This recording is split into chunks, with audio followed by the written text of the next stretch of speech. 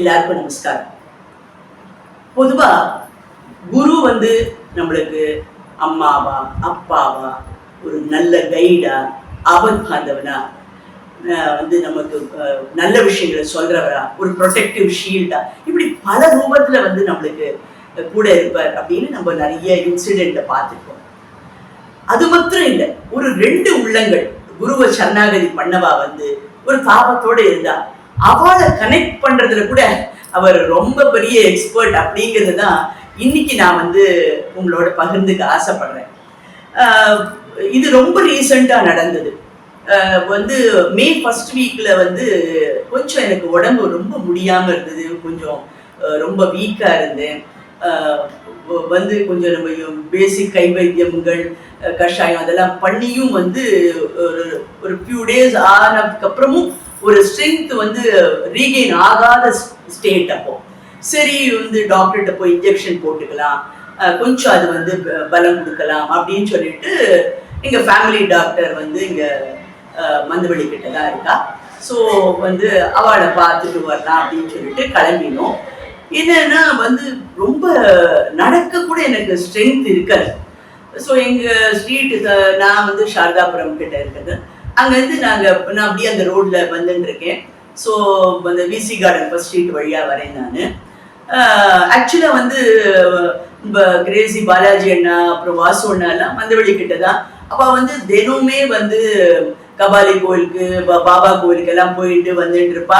So நிறைய தடவை காத்தால வேலையில நான் வேற எதுக்காவது அப்படி ஒரு ரோட்ல அப்படி போனேன்னா ஸ்கூட்டர்ல போயிட்டு ஹாய் அப்படின்னு சொல்லிட்டு காமிச்சுட்டு போற வழக்கம். ஸோ எனக்கு அன்னைக்கு கொஞ்சம் லேட்டா தான் நான் கிளம்பியிருக்கேன். ஆனாலும் மனசுக்குள்ள ஒரு தாபம், ஐயோ நடக்க முடியல அப்படிங்கிறதுனால நான் எப்பவுமே ஒரு ஹேபிட் உண்டு, எதுனாலும் இப்படி மனசுக்குள்ள சிவன் சாரோட இப்படி பேசிகிட்டே இருப்பேன் நான்.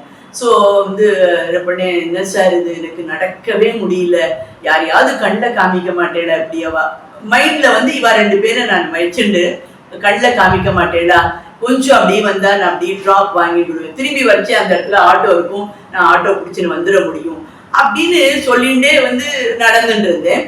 ஒரு ஃபியூ ஸ்டெப்ஸ் ஆனதும் எனக்கே தோணிது, சிச்சி நம்ம ரொம்ப எதிர்பார்க்கிறோம், என்ன எதுக்கேடு சார் இவ்வளவு கஷ்டப்படுத்துறதா அப்படின்னுட்டு. இல்ல சார் இவ்வளவு நான் அவ்வளவு கஷ்டப்படுத்தக்கூடாது, அட்லீஸ்ட் எனக்கு காதுக்கு ஒரு கொஞ்சம் தெம்பு மாத்திரம் எனக்கு கொடுங்கோ, ஸோ தட் அதை அப்படியே மேனேஜ் பண்ணி நான் அந்த டாக்டர் வீட்டு வரைக்கும் நடந்து போறதுக்கு அதுக்கான ஸ்ட்ரென்த்தை கொடுங்கோ அப்படின்னு சொல்லி முடிச்சு ஒரு not even a minute almost towards அந்த விசி கார்டன்ல ஒரு 3/4 டிஸ்டன்ஸ் நான் போயிட்டேன்.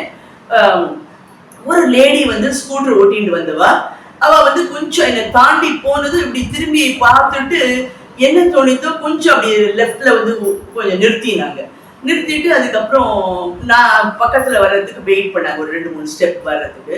வந்ததும் இம்மீடியட்லி ஷி செட், அது மாதிரி அம்மா நமஸ்காரம், நான் இது மாதிரி நீங்க யூடியூப்ல சொல்ற விஷயங்களை எல்லாம் நான் பார்ப்பேன், நீங்க இந்த அனுஷம் பத்தி சொல்லியிருந்தேன், 3 அனுஷம் போய் வேண்டிக்கிறதுன்னு, என் பையனுக்காக நான் வேண்டிக்கணும்னு நினைச்சேன், உங்க ஃபோன் நம்பர் எனக்கு தெரியல, அதனால எப்படி உங்கள்கிட்ட கேட்கறது, இப்ப எனக்கு வேணுமே, இப்ப நான் ஓட்டிட்டு வச்சே கொஞ்சம் முன்னாடி தான் நான் நினைச்சேன், அவளை எப்படியாவது நம்ம அது நம்பர் கிடைச்சா நம்ம அந்த டீட்டெயில் தெரிஞ்சுட்டு நம்ம பையனுக்கு பண்ணலாமே அப்படின்னு நினைச்சேன்.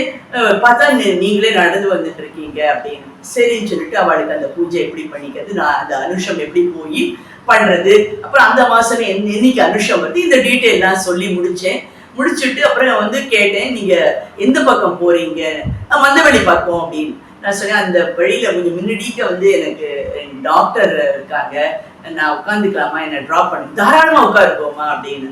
சரின்ட்டு போயிட்டு ஒரு 2-3 மினிட்ஸ் தான் டிஸ்டன்ஸ், உடனே அவங்க என்னை இறக்கி விட்டாங்க.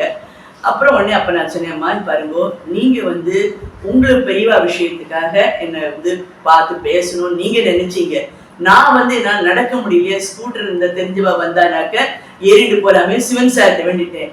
எப்படி நம்ம நினைச்ச குரு நம்ம 2 உள்ளத்தையும் தாபத்தையும் தீக்கணும், அதே நேரத்துல அதுக்கான சொல்யூஷனும் கிடைக்கணும்னு பண்ணி கொடுத்துருக்காங்க அப்படின்னு சொன்னதும் அவளுக்கு அப்படி ஒரு சர்ப்ரைஸ் ஆயிடுது. ஸோ இது இது ஒன் இன்சிடென்ட். இன்னொரு இன்சிடென்ட், நாங்க சில சமயம் நம்ம மடத்துலயோ இல்ல காமாட்சி கோயிலையோ சில சமயம் பாராயணம் வைப்பா. நிறைய இந்த டீச்சர்ஸ் ஸ்டூடெண்ட்ஸ் எல்லாமா கலந்து இதர் மூக்க பஞ்சசதி இல்ல ஆச்சாரிய பிரசஸ்தி இந்த மாதிரி ஏதாவது ஒரு பெரிய கிரந்தம் வந்து ஒரு பாராயணம் வைப்போம். கிட்டத்தட்ட ஒரு 2-3 ஹவர்ஸ்க்கு மேல நாங்க அதை மூக்க பஞ்சசதினா கிட்டத்தட்ட 4 ஹவர்ஸ்க்கே நாங்க பாராயணம் பண்ணுவோம். அந்த மாதிரி நேரத்துல வந்து இவ்வளவு சத்தியோட வந்தாளே அப்படிங்கிறதுக்காக அந்த அவ என்ன பண்ணுவா, யார் அந்த ஆர்கனைஸ் பண்ணிருக்காங்களோ அந்த குரூப்ல இருந்து அவ வந்து காமாட்சி கோயில்ல வந்து அம்பாளுக்கு சாத்தின அந்த புடவைகள் சிலது இருக்கும், அதை வந்து அங்க பாராயணம் பண்ணவாளுக்கெல்லாம் வந்து விநியோகம் பண்ணி கொடுக்கறது வழக்கம். ஸோ ஒரு தடவை வந்து எனக்கு அந்த மாதிரி பண்ணினப்போ இந்த ரீசன்ட் டைம்ல வந்து ஆச்சாரிய பிரசஸ்தி நாங்க பண்ணினோம். அதாவது பகவத் பாதாளுடைய ஆராதனை அன்னைக்கு பண்ணினோம். அது வந்து எல்லா அத்தியாபிகா, அதாவது எல்லா குரூப்லயும் வெவ்வேறு டீச்சர்ஸ் இருக்கா இல்லையா, அவ எல்லாருமா சேர்ந்து நாங்க வந்து அதிஷ்டானத்துல உட்காந்து பாராயணம் பண்ணோம். பாராயணம் பண்ணவாடிக்கெல்லாம் இந்த மாதிரி காமாட்சி புடவை அவ கொடுத்ததும் வந்து நான் ஆக்சுவலி எனக்கு அன்னைக்கு எங்களுக்கு வந்து பெரியவா வந்து என்னோட ஸ்டூடெண்ட்ஸோட சௌந்தரிய லகிரி பாராயணம் பண்ண சொல்லி ஒரு ஆக்ஞை இருந்தது.